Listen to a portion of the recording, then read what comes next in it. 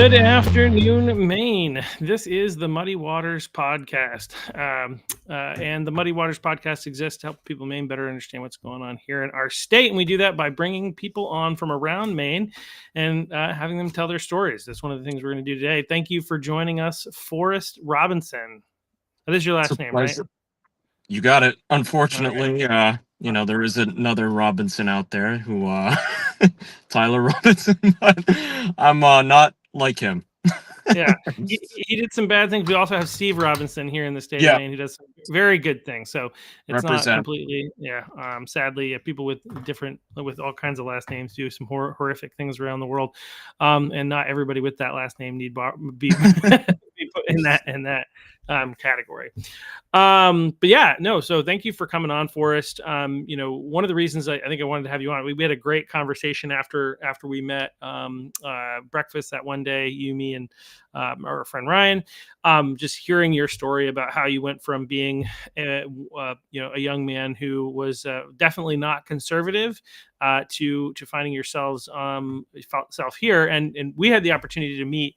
I'd be remiss if I didn't mention where we met, right? Especially given everything that's happened. We had the opportunity to meet when Charlie Kirk came here to Maine. It brought so many different people out, and Laura Lossy, who's a friend and very involved in the Cumberland County Republican Committee, was like, you got to meet this guy, and I think it was your mom works with her, and so anyway. And she'd mentioned that you'd done some stuff for PragerU, and I was like, oh yeah, definitely got to connect with him. So we exchanged phone numbers, and we had the opportunity to meet. And I just think you have in a sense, I would say it's not necessarily a unique story, as you find many people these days are, having similar experiences to what yours were. But I think it's a story worth telling, and just have you kind of talk about like what it was, how you came from growing up was it in Portland or South Portland that you grew up?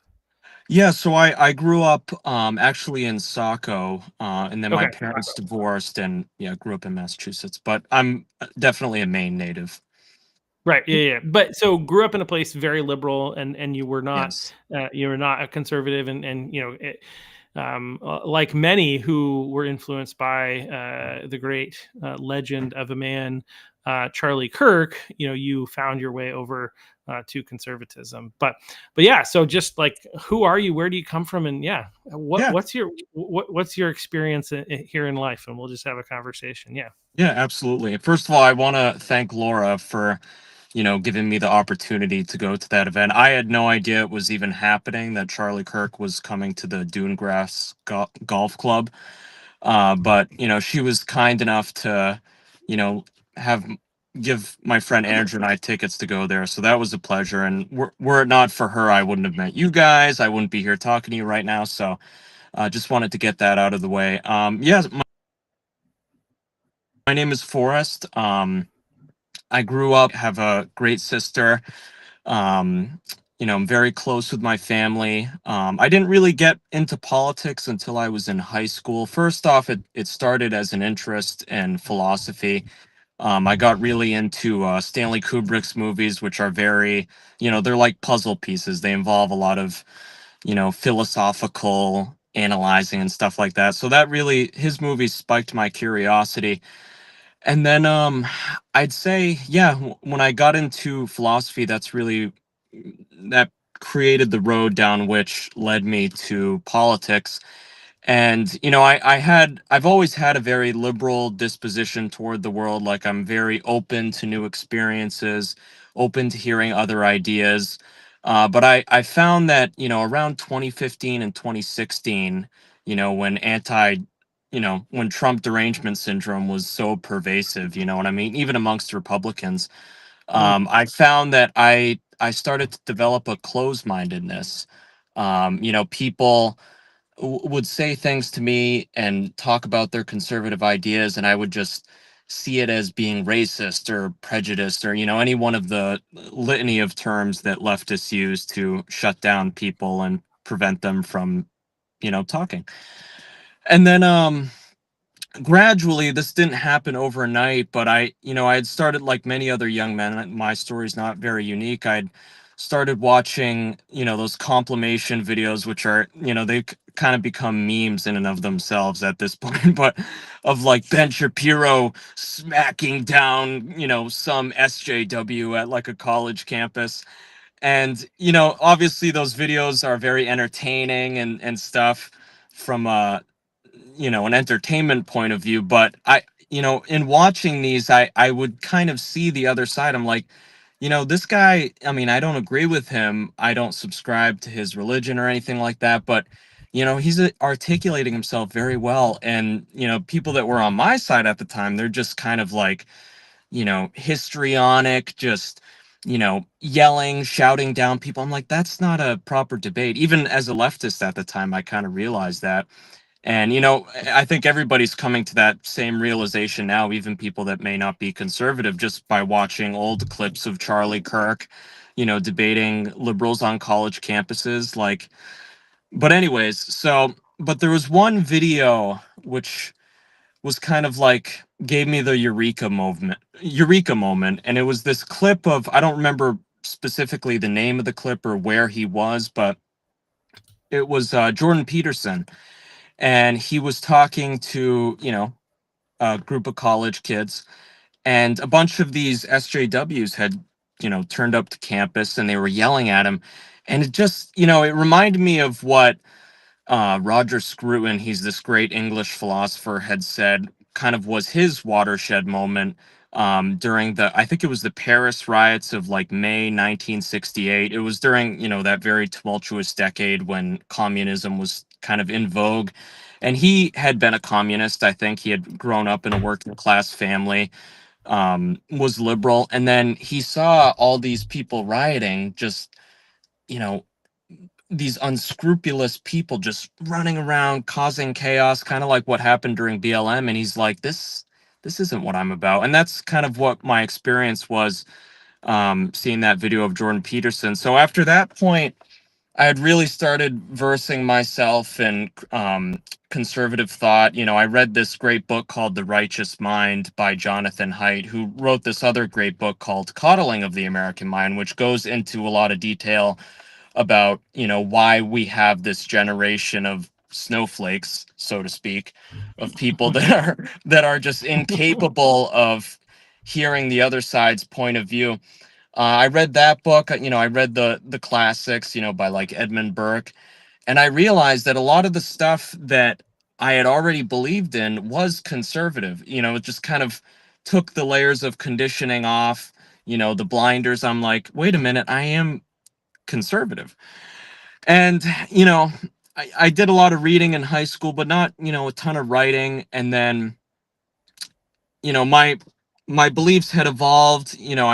I started out as more, I'd say a classical liberal, kind of more in the vein of Hayek, the libertarians, the Milton Friedmans. And then I became more traditional as I became more religious minded, because I started to see, especially people amongst my own generation, growing up in this world where the social fabric was just decaying.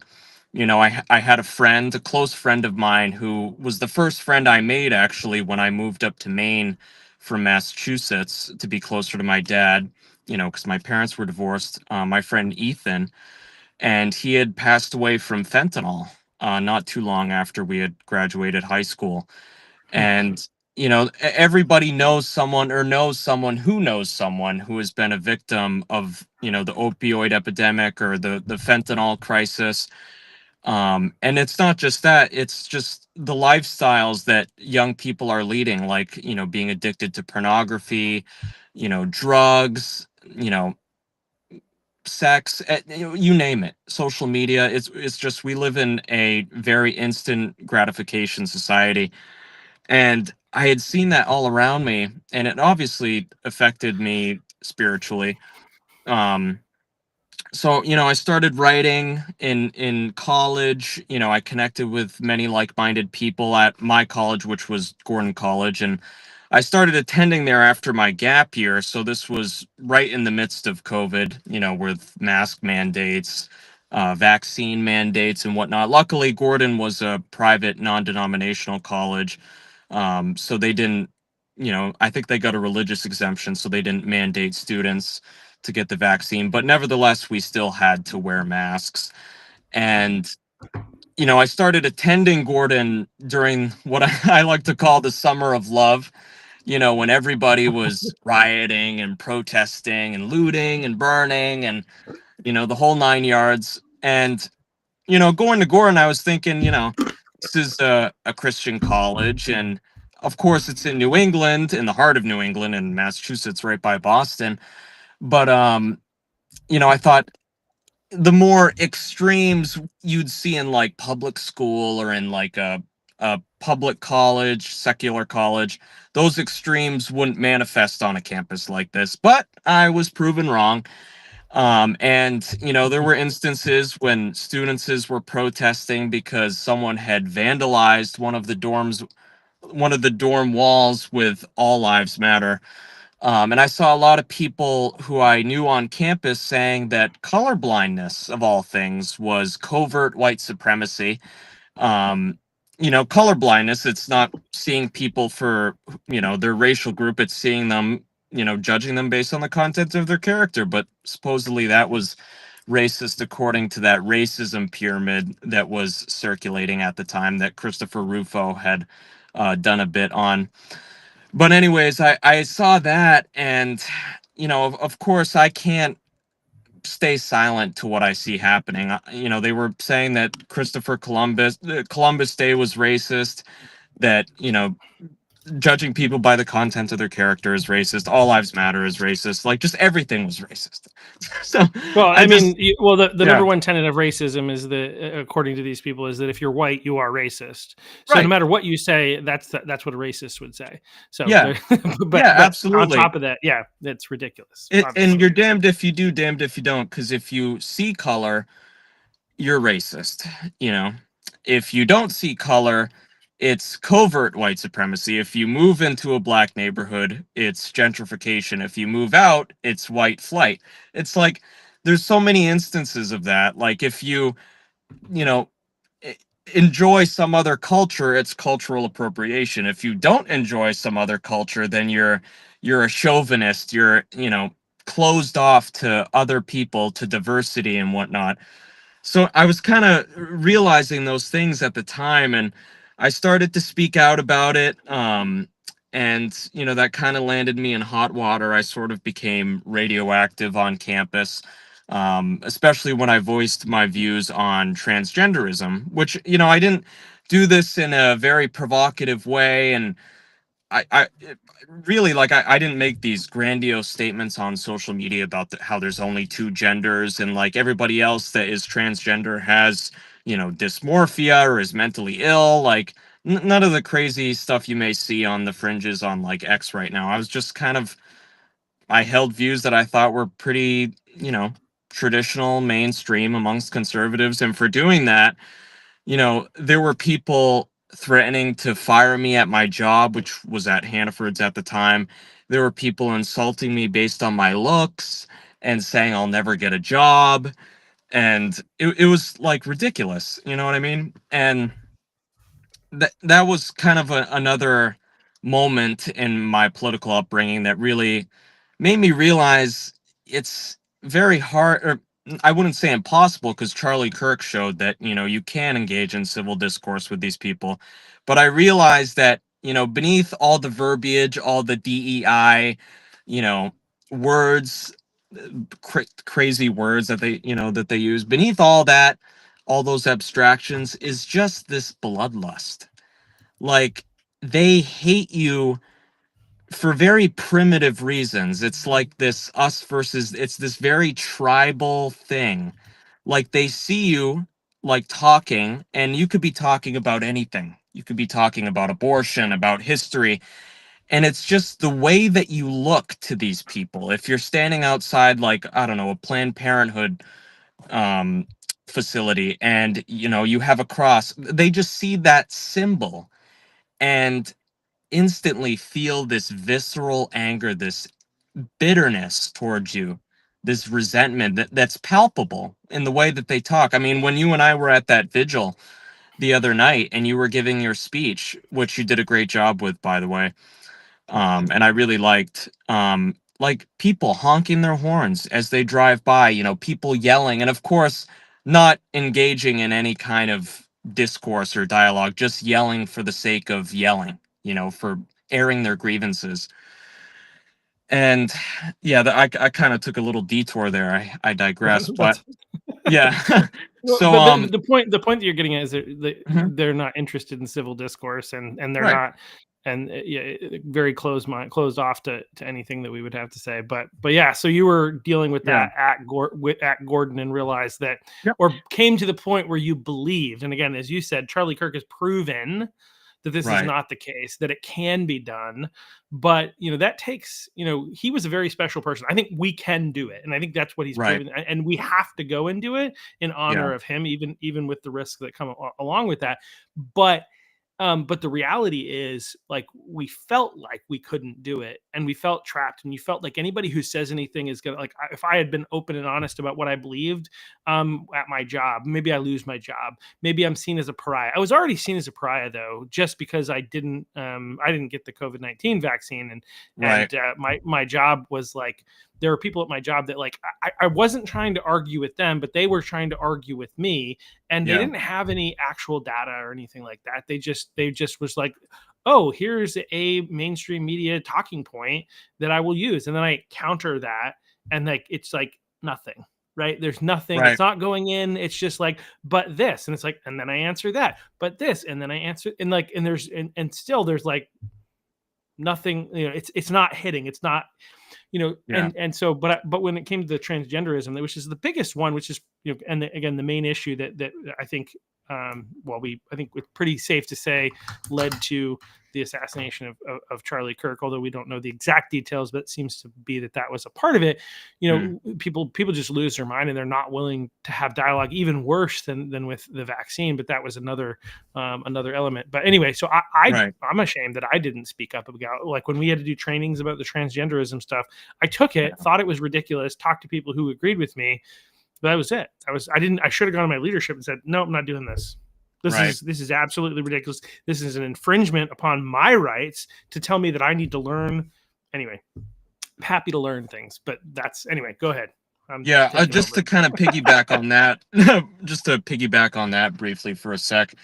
I've been thinking, especially over the past 5 days or so after what happened in Charlie Kirk, and also to those Catholic kids who were Yeah. praying in Minneapolis and were gunned down in cold blood by some satanic transgender guy, Robin Westman. I've been thinking, why are they so violent? And it got me thinking, like, of course, the media treats gender transition as, or gender affirming care, which is kind of like the word that they use. They treat it as some life or death thing. Like, if you don't mutilate your child's genitalia, if you don't give your daughter a mastectomy and, put her on HRT, hormonal replacement therapy, she will kill herself. They treat it like that. Of course, they gloss over the fact that a lot of people transition, end up regretting it, and then kill themselves because they realize that they have created an entire life which is built on a lie, and they have structured their entire existence around this lie, and then it starts to chip away and they realize there's no going back. I was born a man. I regret that I converted to being a woman, and now I can't go back and become a man. And I don't blame those people. I feel like they are.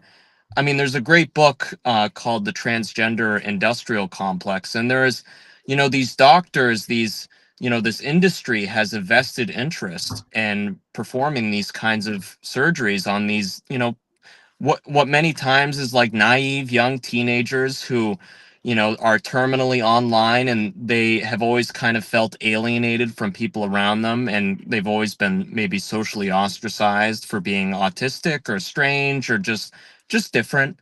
You know what I mean? And they end up transitioning and they end up regretting it.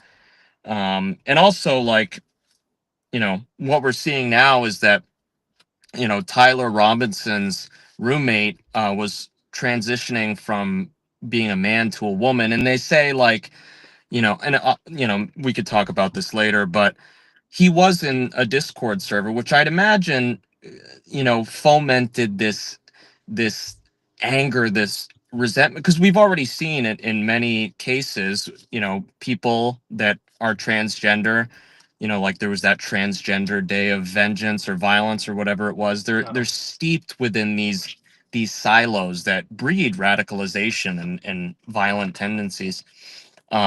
But yeah, like going back to what I was saying earlier, I have an X account and I started publishing Twitter threads while I was at Gordon.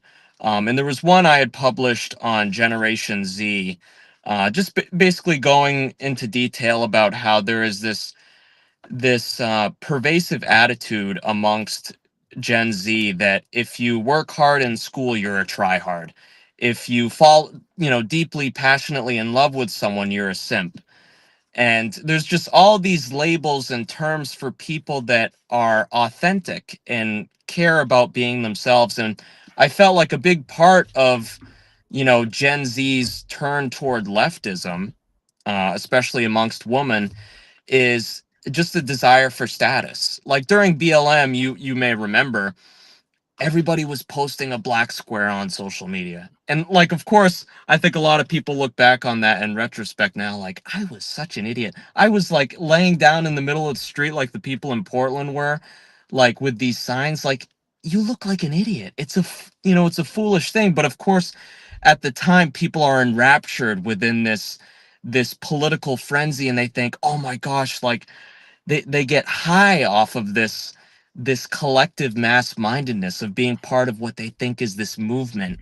They see, and I remember there was this one thread by this guy, Zero HP Lovecraft on X, and he was talking about how, like, a lot of young people, the reason why they gravitate towards the left as opposed to the right is, to them, the right is boring because we talk about ideas, we talk about. I don't think it's boring, but a lot of people, they want to be out in the streets and like being shot with rubber bullets by the police and like yelling at the top of their lungs about, you know, you guys are killing people, you pigs. It's just like it's built purely on like the id, you know what I mean? Like the subconscious, just sure. this desire for something, to experience something. Because you got to think about it, like most people go about, or young people go about their lives, and they wake up in the morning, take a shower, go about their business.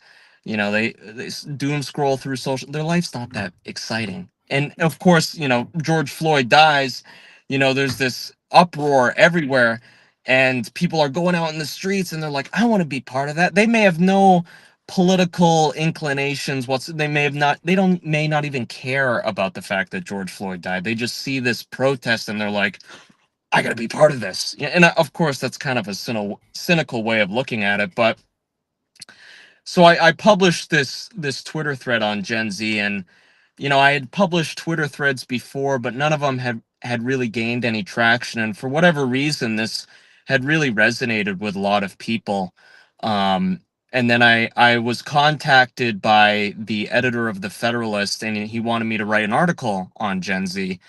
So I started working on that and I titled it Generation Zombie, because the kind of the headline of the article, which I feel kind of encapsulates the whole meaning of it, is that as a generation, we're kind of too dead to live and too alive to die, kind of like a zombie. Mm, You know what I mean? And I start the article off with this quote by F. Scott Fitzgerald, who I feel like, the generation in the 20s that grew up in the roaring 20s, 100 years later, I feel like Gen Z is kind of growing up as a similar lost generation.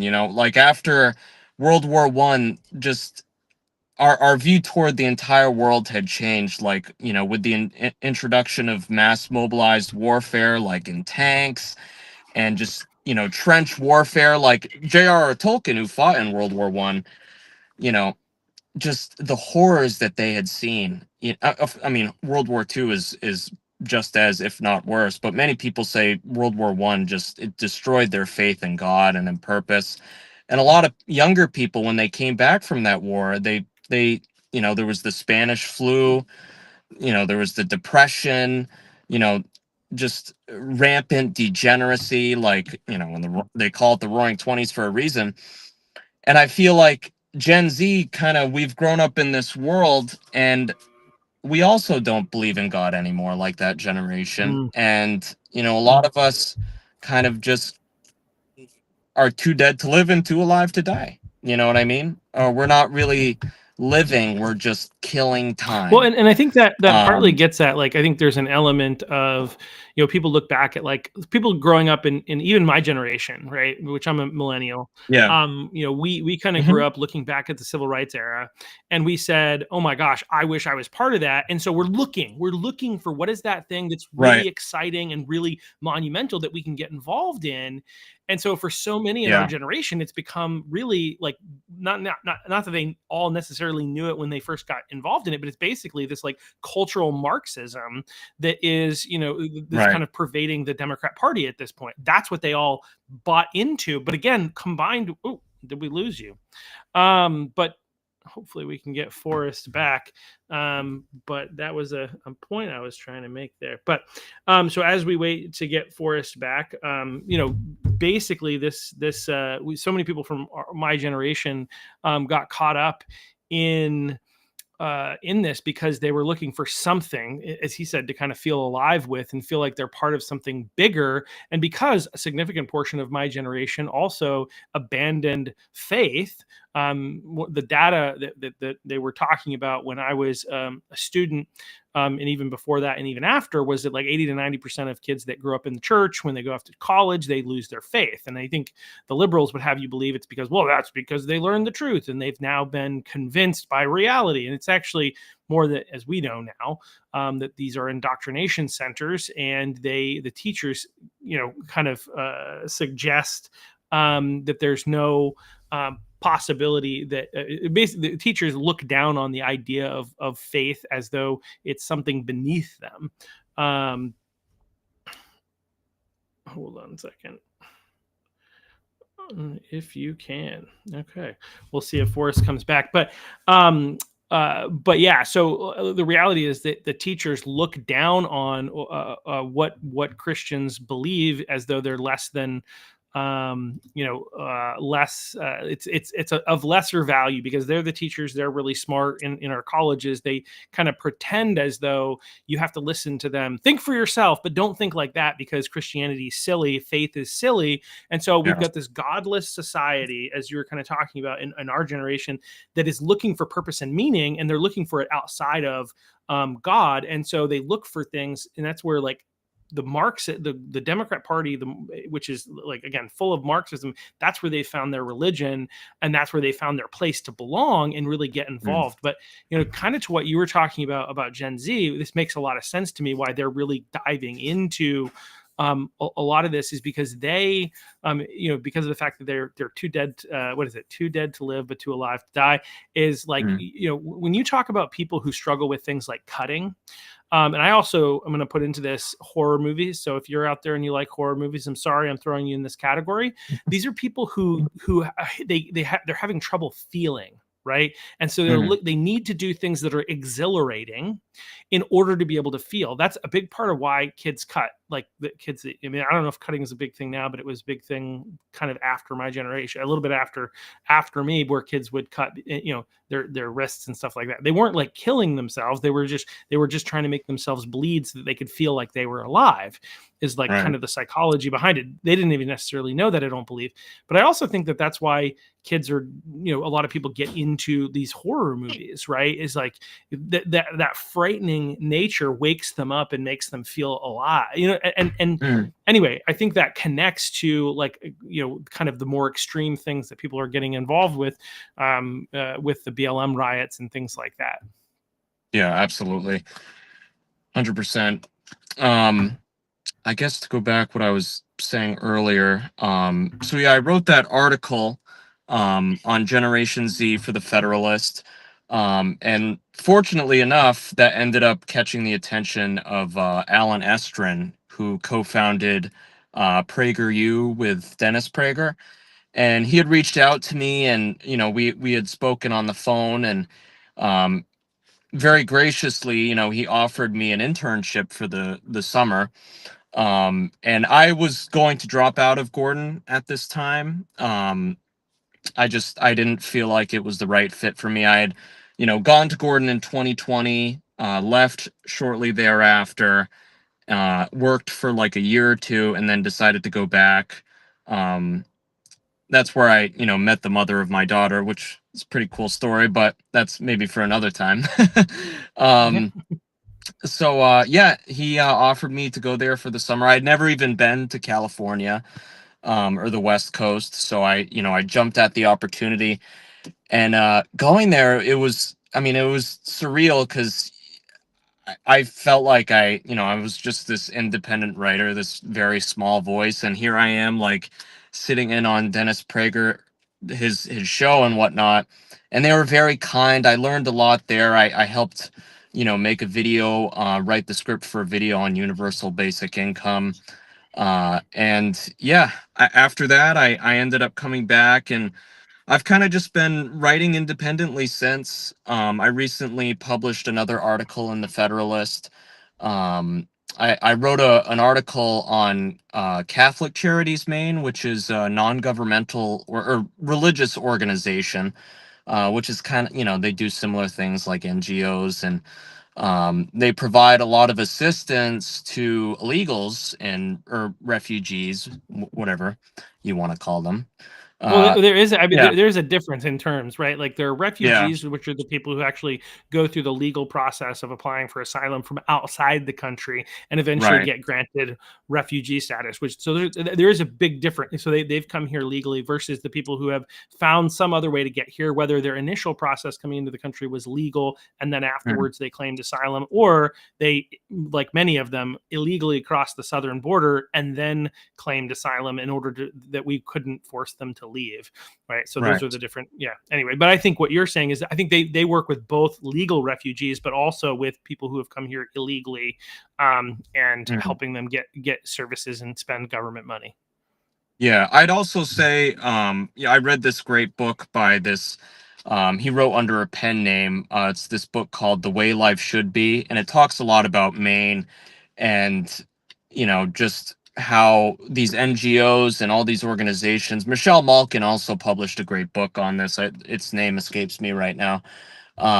But it basically the entire book follows the money, and it shows how, like, obviously there are refugees, there are people fleeing persecution, but it's kind of become a misnomer now because a lot of the time, though they may claim that they're fleeing, a very politically tumultuous country, oftentimes that's, not the case, and they're able to get in here and, you know, there with the amount of people that have flooded this country, especially under Biden, we don't have the time to determine whether they're eligible to be here or not. They get kind of a free pass. And then all these NGOs like, Catholic Charities Maine, they work with other NGOs on funneling these people from, down south all the way up the coast into Maine.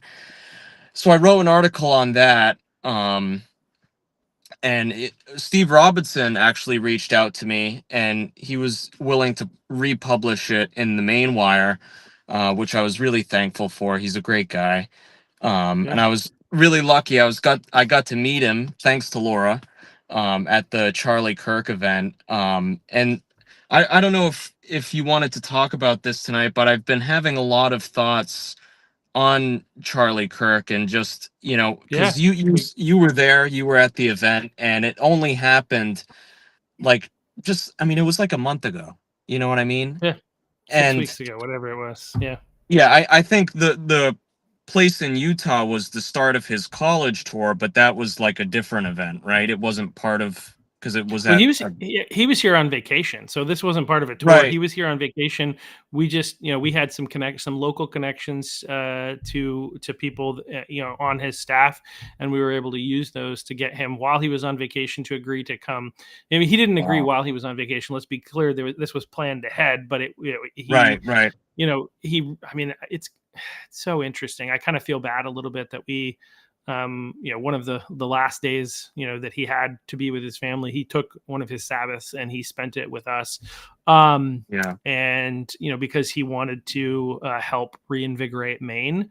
It really was, he was definitely paid to be there, but like the reality was like this was during his vacation when he was supposed to be stepping away from this stuff more, but he wanted to Right. do something to benefit Maine while he was here, which I really appreciate. Yeah, I mean, a lot. Yeah, it Yeah. was just, yeah, 6 weeks ago. Yeah, it was not part of any tour, just a day to be with conservatives in Maine and try to encourage us. So that must have been one of his last speaking events, because I know I had seen that he had been on the Megyn Kelly show. He had done some other speaking gigs, but that, I mean, that must have been like one of the last times people were able to see him, right? I mean, Like, I mean, yeah, definitely one of the last. Like where it is on the list is another question. But we could always ask Grok and see when what yeah, his recent public appearances will be. But yeah. go ahead.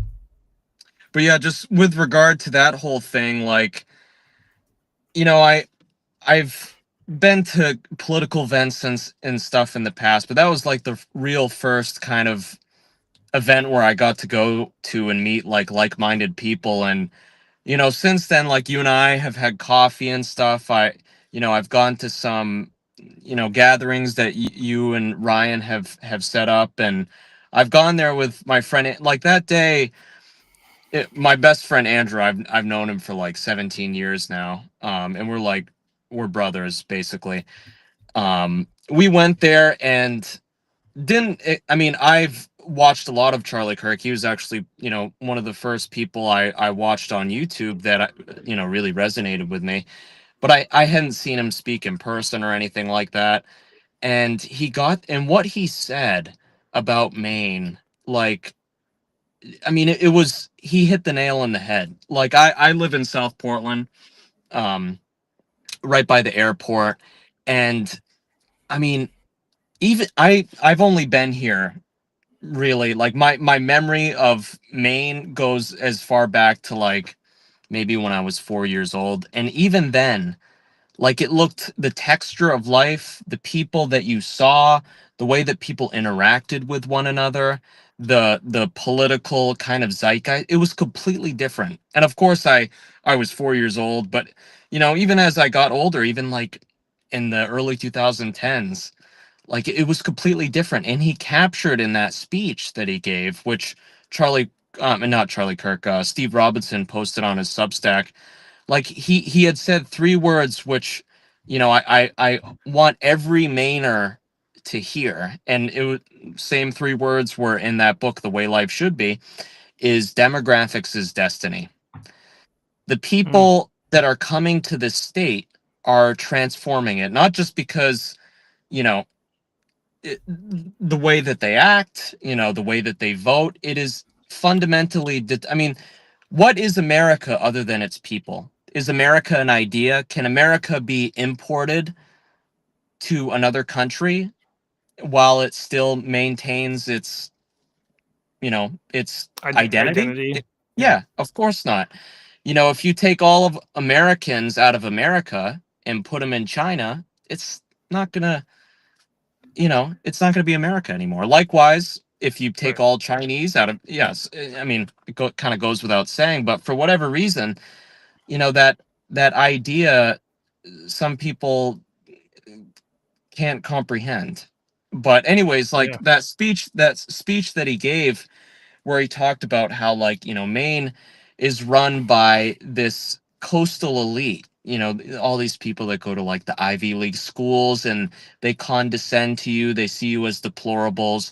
They drive past your house, they see the MAGA signs, and they snicker, they hate you. And that's true. But there is this silent majority of Mainers that Charlie Kirk was aware of, that not a lot, not a lot of politicians. Yeah, we have Tucker Carlson in our state up in Bryant Pond, and he's had Steve Robinson on his show. But yeah, like, people kind of forget about Maine. It's, people come up here in the summertime, like Charlie Kirk talked about, but they kind of ignore us. And he touched upon that, and it really resonated with my friend Andrew and I. So when I found out, the news, like a lot of people, I was working. I wasn't on social media, my friend had called me and he said Charlie Kirk was shot. And at first I thought he was like joking or something. I mean, why would anyone joke about that? But it seemed so insane. Like, I mean, I thought back to the event at Dunegrass, and I saw, you know, a lot of security there. Of course, Charlie Kirk has his own bodyguards and stuff, but I never felt unsafe at the event. Like, I could never picture something like that happening. Though I know it's possible in this day and age, especially since, you know, over the past couple weeks, we've seen all this violence, like with the killing of the Ukrainian girl by that black guy that had been arrested 14 times prior, and of course, what happened in Minneapolis with the Catholic kids. But Yeah. so he told me that, and I went on X. You know, I remember, you know, our group chat. You know, we were all kind of seeing it at the same time, and at first I saw this clip which was taken further, you know, away from where Yeah. Charlie had been under the tent, and then that clip came out. You know what I'm talking about, of the Yeah. really graphic, and I was Don't like, do not recommend looking for the really graphic one for the it's record. not worth, Don't. yeah, it's not worth seeing. No. I Everyone should just look at clips of Charlie with his children. Agreed. But you know, after 100%. that, yeah, after that, like, you know, I work at FedEx, so I'm kind of in my own little world all day, because I deliver out in like the sticks, you know, off the beaten path. So I'm kind of alone in my own thoughts without any cell service, so I can't kind of keep abreast of the situation. And what's going through my head is just like, I was thinking back to that speech, Charlie. He was talking about vacationing in Acadia National Park, and you know, he had said talked so much in that speech about the importance of family. And you know, if you look at the attitudes, especially of young conservative men, like a lot of guys, and I the experience is just talking to other men, I feel like so many more people in my generation now, at least for younger guys, want to have a family.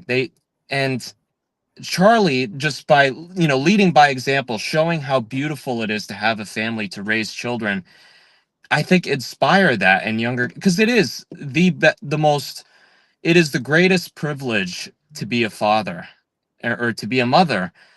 And you know, I was lucky enough, blessed enough with my daughter. She was born in June of last year, and you know, I saw those clips circulating on the internet not too long after Charlie Kirk was pronounced dead, and it just, it horrified me, because you know, you're a conservative, you know, you have a family, I'm a conservative, you know, we're pretty outspoken. Charlie could be any one of us.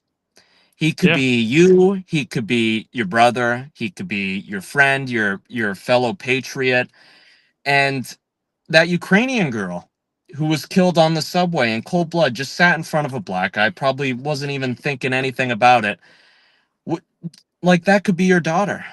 You know what I mean? Yeah. And that's why I do think this is a turning point for the country, is because Charlie Kirk, he symbolized open dialogue.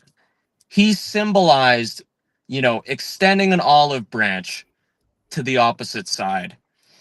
And he has become a martyr for free speech, for what it means to participate in a democracy in the way that you should. And for doing that, he was shot. His literal voice was silenced by force, not by someone going over to him and shouting him down, like, you know, I was talking about earlier with that clip of Jordan Peterson. No, forcefully, physically silenced forever. And he won't be replaced. There's no one that can replace him. No Ben Shapiro, no nobody.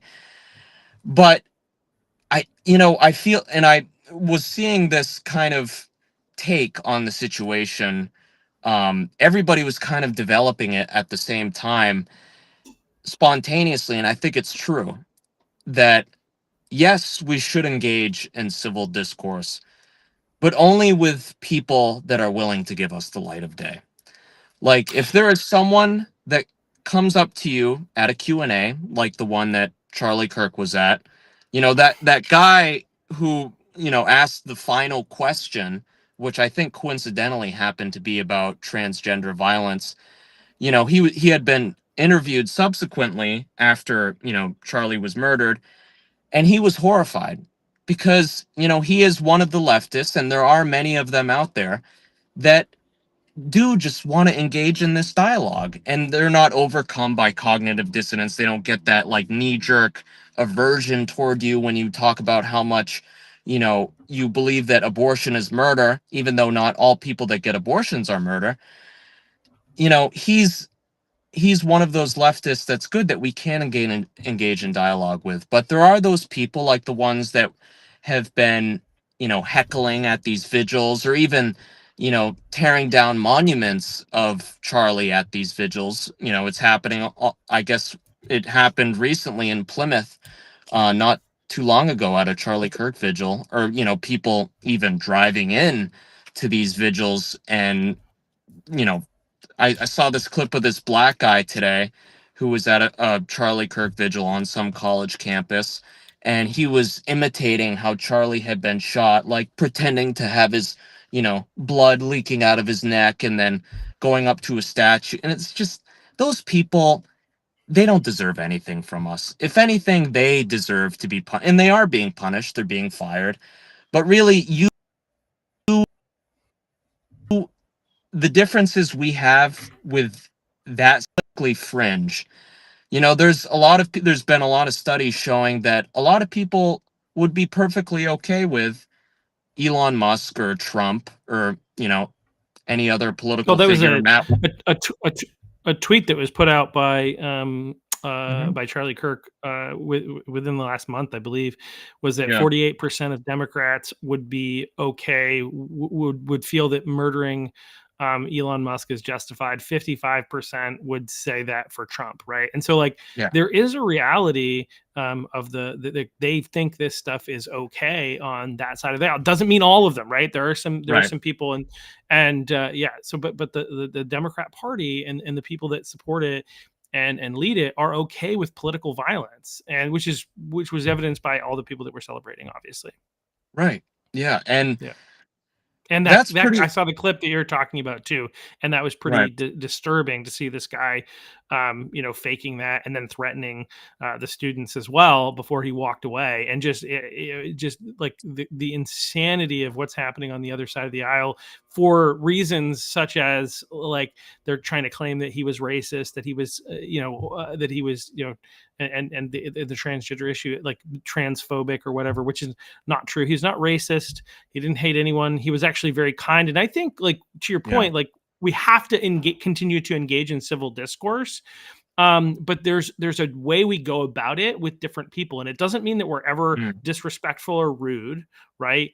Although people have different, definitions of those things. Charlie would often cut people off because he's like, wait a second. For instance, I watched a video of him having a conversation with a woman who started out by saying that she was a um libertarian socialist, and he was like, no, you don't understand, those two things are antithetical. Like, Yeah. you can't, like, that doesn't make any sense. It's like being a vegan meat eater, and so, like, he would interrupt Yeah. people, and I don't think it means we should never interrupt people.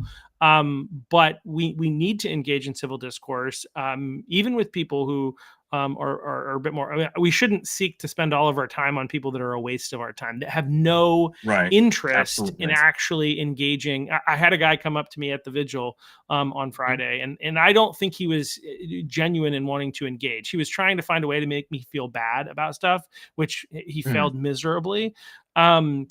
But, like, I don't think he was interested in. But I gave him some time, and I'll continue to give some time. If you can at least be like, because I was like, are you interested in actually having a conversation, or are you just trying to make your own point and not interested in civil discourse? And we tried for a little bit, and I think that he learned some things that he was unaware of.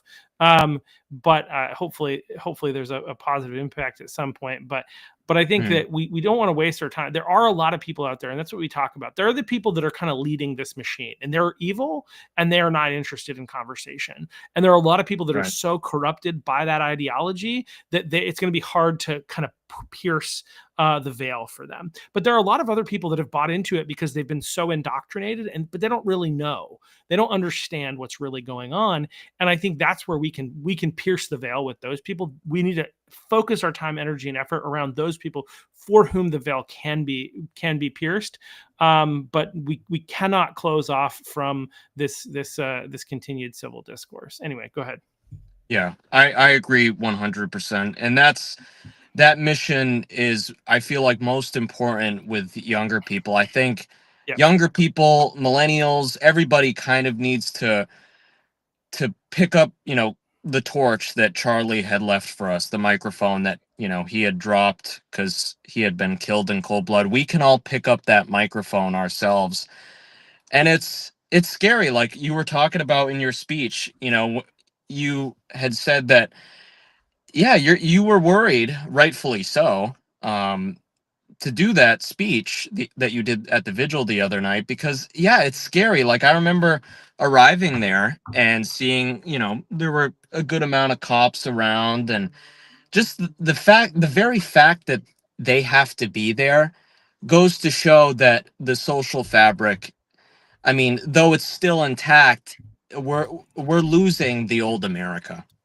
You know what I mean? With all these rising tensions, this retaliatory violence, it feels like it's escalating. And of course, Yeah. like, I feel there's that quote by um, Michelle Obama, they go low, we go high. I feel like with the vigil, we went high and the left went low. They really, they think that storming these vigils, these, peaceful gatherings, they may feel good doing it, but they look so foolish. And Yeah. all it does is prove that our side is on the side of God, because I mean, you felt the exact same way. Like, I saw a lot of other people in the group chat and just people I spoke with, friends, after Charlie was killed. Like, the level of anger I felt, like, I want to go out and do something. I probably felt a lot of leftists felt after, George Floyd. Well, I don't think he was killed. I think he died from a drug overdose, but that's besides the point. They felt, Yeah. a lot of people felt a righteous indignation. And it's in those moments that the devil comes in. One of my favorite writers, who actually inspired the philosophy of Peter Thiel, who, JD Vance is, kind of connected with him and whatnot. But Peter Thiel, he's very inspired by this thinker, Rene Girard. And Rene Girard, he talked a lot about this concept called mimetic rivalry. And it's kind of similar to sibling rivalry. You have people, they got differences. We all, live in a world of scarcity, of scarce resources. We all want what other people want. We all want, happiness, money, joy. And because of this shared desire that we all possess, we all are human beings, we all have needs, visceral needs.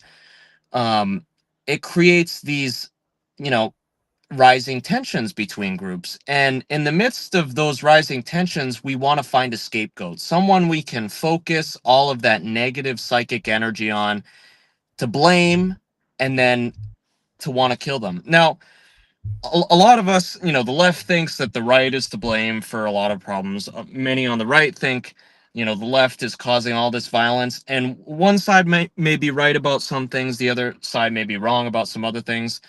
But there's one truth that transcends all of those differences and disagreements. It's that violence is unconscionable.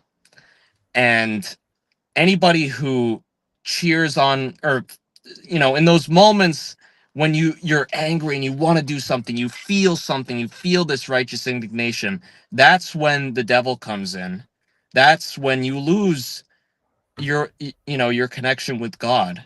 And you may feel like, God wants me to go out there and get back at, no, he doesn't. You know what I mean? And I'm so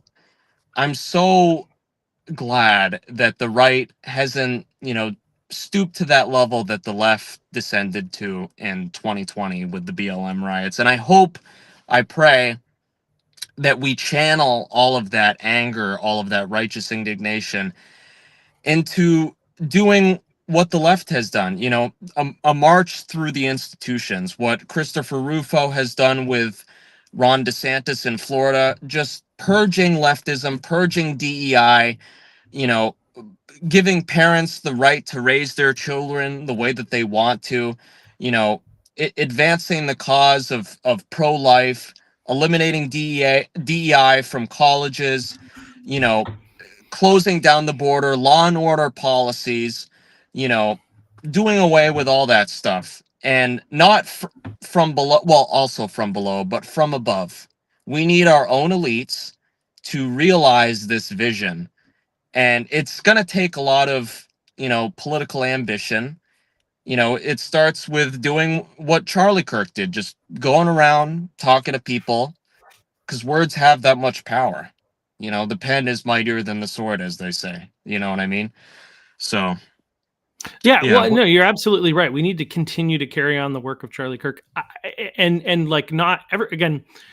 I think as we've said before, nobody is going to completely be able to replace Charlie Kirk. He was one of a kind. no, He was. I think they asked yeah, Benny Johnson if he was going to take over for fill Charlie Kirk's shoes, and he's like, Charlie Kirk was one of one. Like right, like he was uniquely gifted by God to do what he did, and I think it's. We don't know the full impact of what's going to happen as a result of his death after his incredible life. mm, But I think it's going to be substantial. And I think we need to be ready to connect with people who are feeling this and are looking to get involved, whether it's with the church. right, Churches, beware, be ready. But also churches, I have a longer message for you later. No more yeah, milk toast.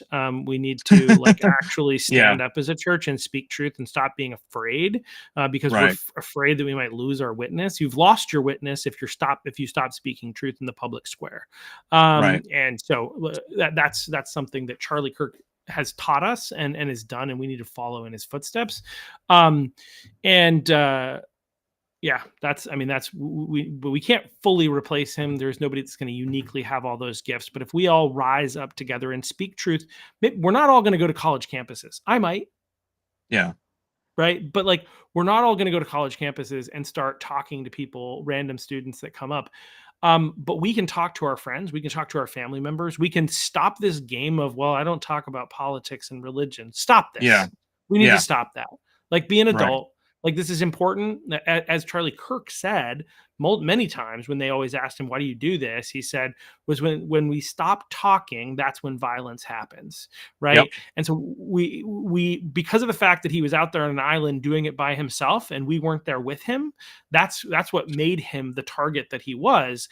If we had all been out there, there's too many of us, and there are too right, many of us. There was a post again. There are some people on the left again celebrating this, and I think they are like panicking when everybody's now saying, well, now that you're going to raise up 1 million Charlie Kirks, and somebody in Seattle at a school wrote on a wall, kill all Charlie Kirks, right? Like but the truth is mm, they can't. There's too many of us. That's the mhm, reality. We're not. I think as Charlie Kirk was saying when he was here in Maine, we're not the silent majority, and we're not the minority. We're the silent majority. We need to stop being right, silent.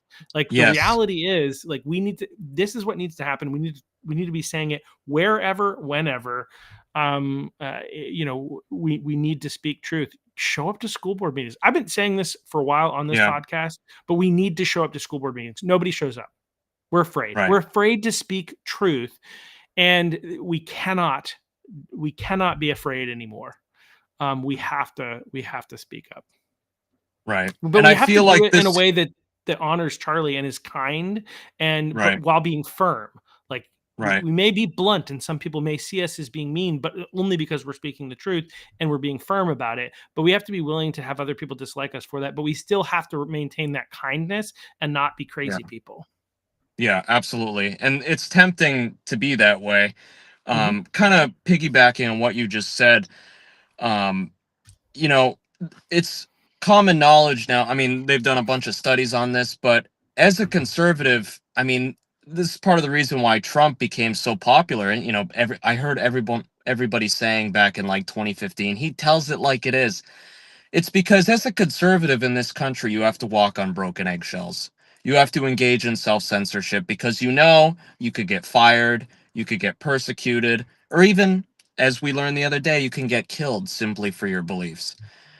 And it's tempting to fall into a spiral of silence. And there's a great concept, and I think it's in sociology, that is called the spiral of silence. And basically the gist of it is that, the more that you engage in self-censorship, though you may have an opinion that is shared by your compatriots, if you don't come out and say it, that convinces other people that your opinion is in the minority.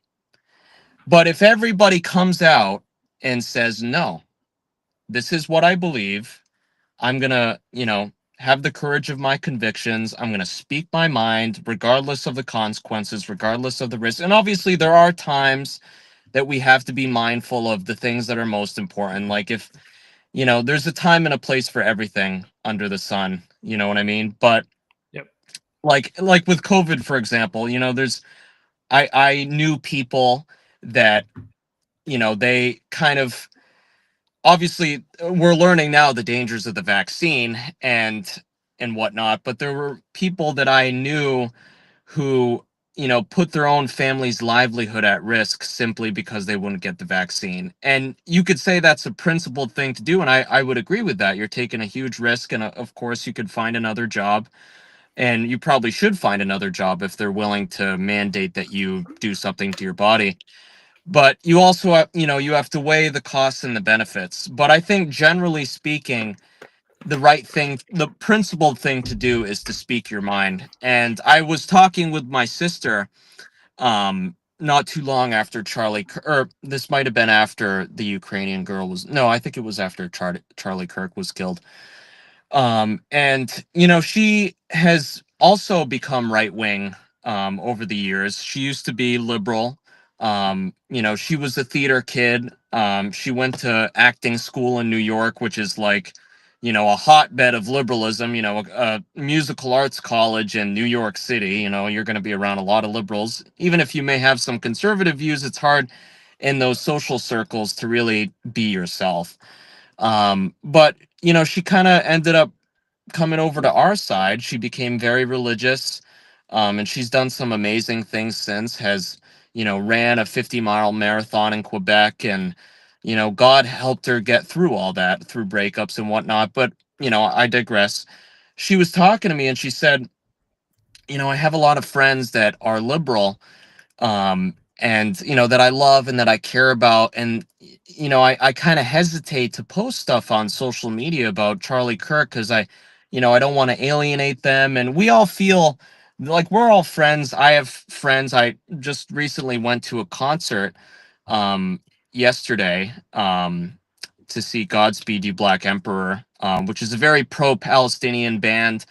And I have my thoughts on that, but I went there to see the music, not because of my politics or anything like that.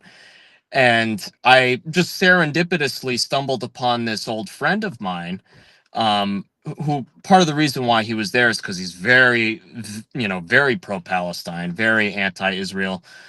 Um, and he was very open-minded.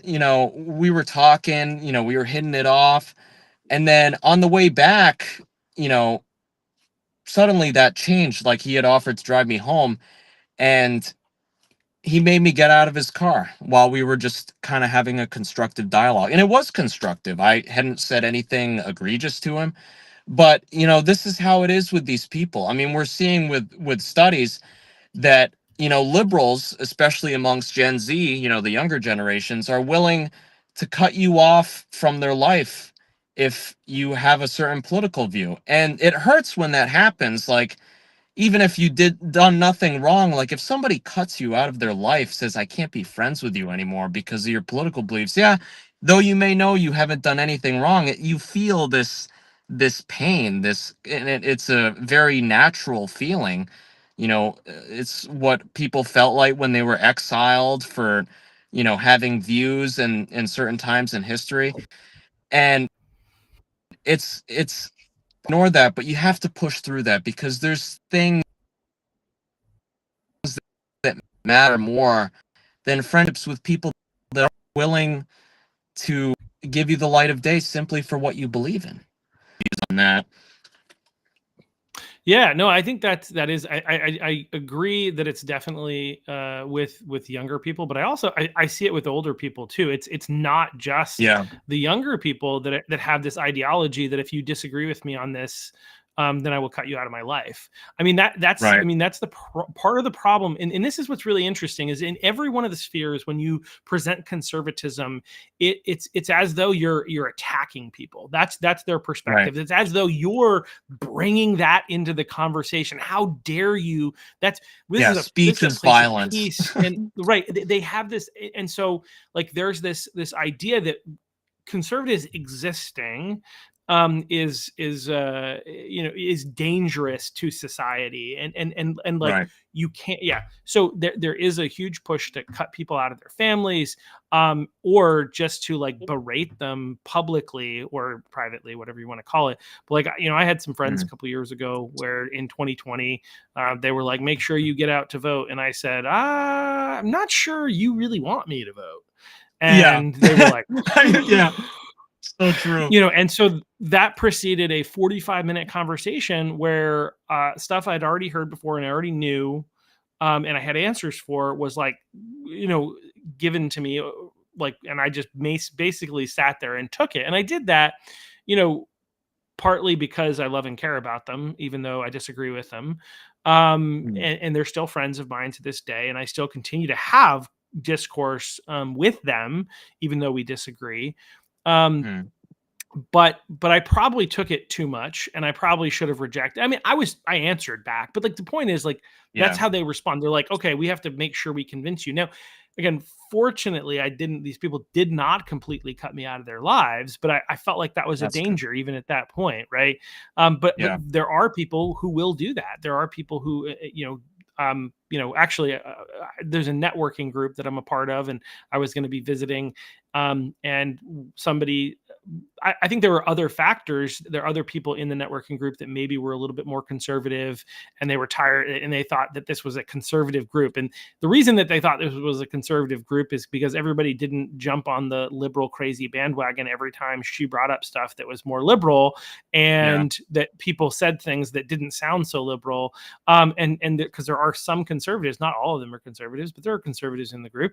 And Yeah. so anyway, and then me visiting, and then her finding out who I am, hosting the Muddy Waters podcast. She did some research, and she basically told them that if they were going to let me come, then she was going to quit. And she did. She actually quit because, and like, had never met me. We've never had a conversation. That's the thing. She's never But met you. She doesn't know you, who yeah, you are. yeah, You're an abstraction as far as right. she's concerned. But Yeah. and so again, in my personal and family life, I don't think I've had anybody cut me out. But like it's Mm. challenging, but that's the ideology. That's what they're pushing, and so it's not us. They try to present it as like us speaking truth. We're the ones bringing uh, the bad stuff to the party, right? We're the ones causing all the problems, and the truth is they're trying to silence free speech, which is exactly what Right. CK, as he's become known as in a lot of different places. I don't know. Did you get your CK hat yet? They started selling these No. new hats on Turning Point. I Yeah. had to get a couple. I had to get some Turning Point swag to Yeah. in honor of Charlie Kirk. I'm trying to sell my own swag, but today I'd say go buy his. Yeah, I gotta get a You Muddy know, Water shirt, 100%, yeah, and that yeah, Freedom shirt that Charlie was wearing. I loved that the yeah. guy who was holding the flags at the vigil, he had that shirt on. I'm like, that's Well, when I perfect. saw him coming, first of all, he had because we had been talking about trying to get some shirts made up to look like the Charlie Kirk ones, just to wear them during the event, and we didn't end up having time. And so when I saw Yeah. him wearing what was obviously a Charlie Kirk shirt with two flags, I was like, dude, can you stand right here near the front and just kind of So like, that that was not wasn't planned. planned. That was just like That spontaneous. so much of what happened was like thrown together last minute. Like even the order of Wow. like how everything was going to happen was like literally coming together while they were playing the music at the beginning. Yeah, so like Wow. everything just came to, everybody pitched in. We just had a great group of people that came in to help to put that on. And so thank you to everybody who helped with that, because it was huge. And for the people who, when I started to like break down a little bit, a lot of it maybe, cheered me on. That really helped a lot. So yeah, no, it was great to have him there. That was really cool that he showed up, and that shirt and then 2 flags. It was just just Yeah, it incredible. was so picturesque. Like, yeah. But yeah, no, this has been a great conversation. I do want to talk at some point about maybe not today, but like maybe we'll have you come on again, maybe a regular, who knows, we'll talk more. Yeah, absolutely. But That'd be awesome. yeah, but I think definitely want to talk about like what the doctors told you in relation to your daughter and all that. That I feel like, as long as you're good with Yes. talking about that, I think that's a story that needs to be told as well. Yeah, So, absolutely. That's very important. I would love to, because it is, there's many layers to it, but just to kind of, I won't spoil it or anything, but yeah, like I have a daughter, and she's become just an incredible young little girl against all odds, and everybody had their doubts, but she's here, she's happy, she's thriving, and she's a light in everybody's life, and I just want to tell the whole world about her, yeah, So, yeah. that's awesome. That's what we call fatherhood when you're not a degenerate, right? Like your children. I don't have any of my own kids at this point, but my Yeah. nieces and nephews. I mean, just like being around them, they're lights. That it is, as long as you're doing the parenting things that you need to be doing. If your children are not like bringing joy to you, the problem is probably you. No offense, sorry if you're out there, but like that's likely the reality.